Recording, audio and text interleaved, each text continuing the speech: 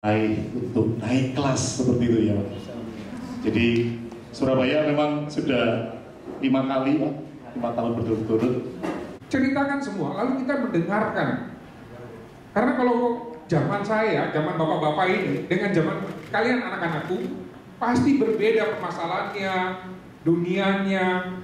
Jadi nggak bisa terus kemudian kita bicara teori, tapi kemudian anak-anak yang mengalami persoalan itu ada gap. Kita buat forum itu kita dedikasikan kepada anak-anak yang ngobrol.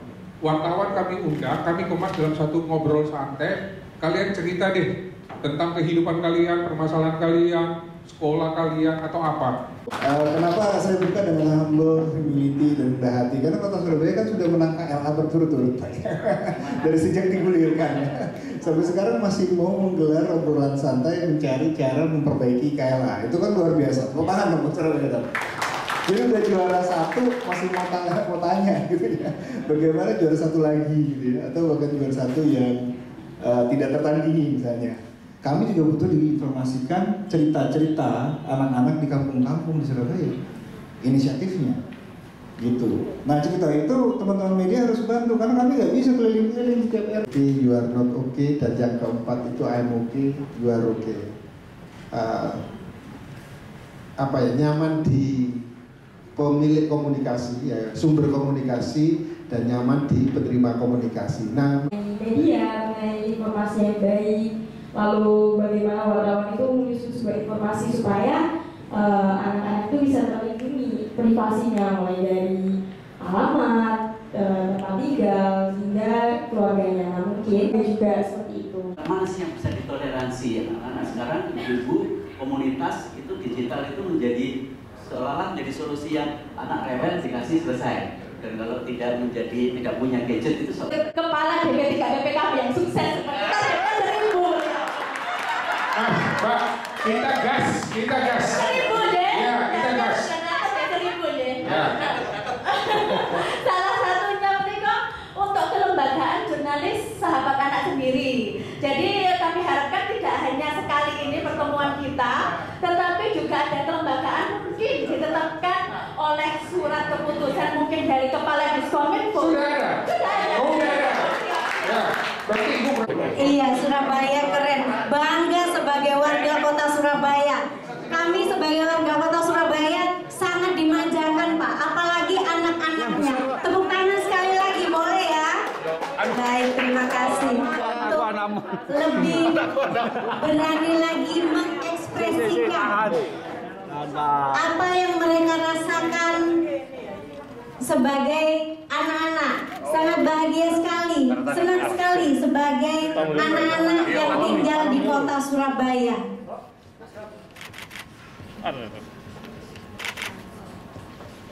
Pak Fixer, Pak Tommy, dan Pak Ari sudah mengawali. Nanti disusul oleh Mas Isa Ansori, Mas Aan, dan juga Bapak Ibu yang hadir pada siang hari ini.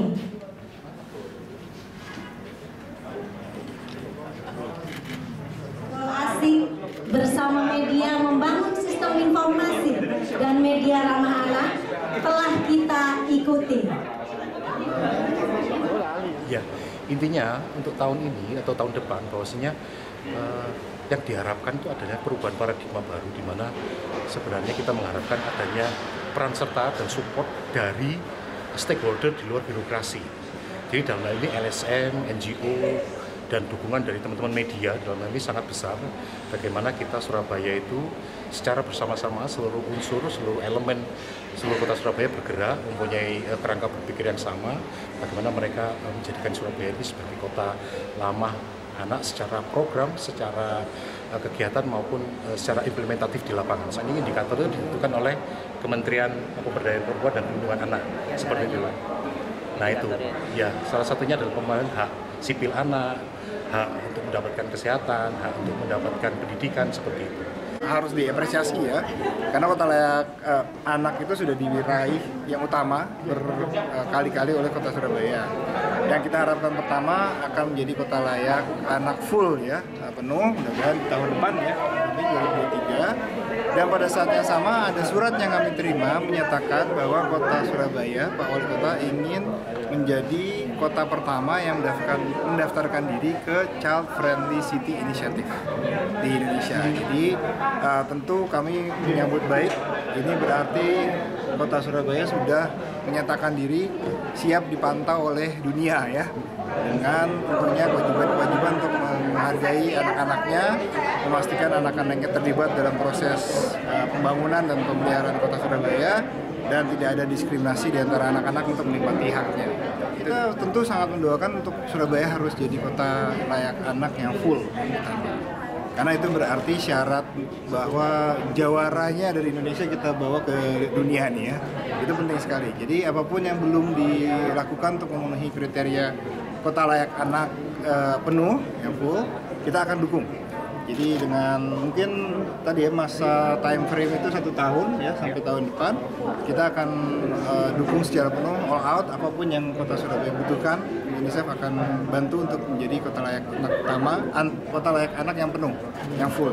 Lalu yang kedua, setelah itu kita akan memberikan semacam time frame juga ya, atau rencana kerja dalam masa waktu yang terukur. Itu dibutuhkan berapa lama bagi Kota Surabaya untuk diakui sebagai kota layak anak dunia ya, atau masuk ke dalam CFCI.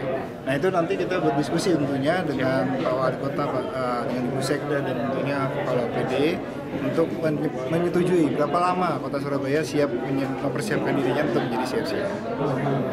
Jadi Köln, Jerman, ya waktu itu Kota Surabaya juga datang ke Köln, Jerman untuk mempresentasikan kota layak anak Surabaya. Houston di Texas. Kalau di Asia Tenggara ini ada Da Nang dan Ho Chi Minh.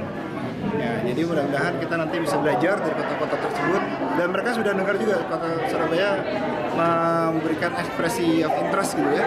Mereka nanti akan membantu bagaimana Kota Surabaya mempersiapkan ini. Kota-kota di dunia. Ada 100 kota di dunia yang sudah menjadi CFCI. CFCI itu bukan kompetisi tinggi-tinggian skor. Jadi mereka akan mempertanyakan 3 hal yang fundamental. Pertama, bagaimana melibatkan anak dengan meaningful, dengan benar-benar berarti. Tadi ya kita ngomong perencanaan pembangunan dan lain-lain. Ya Caca ada di sini menyuarakan pendapatnya. Yang kedua, mereka akan bertanya apakah ada diskriminasi atau tidak. Tunjukkan ke dunia bahwa tidak ada diskriminasi antar anak-anak gitu ya.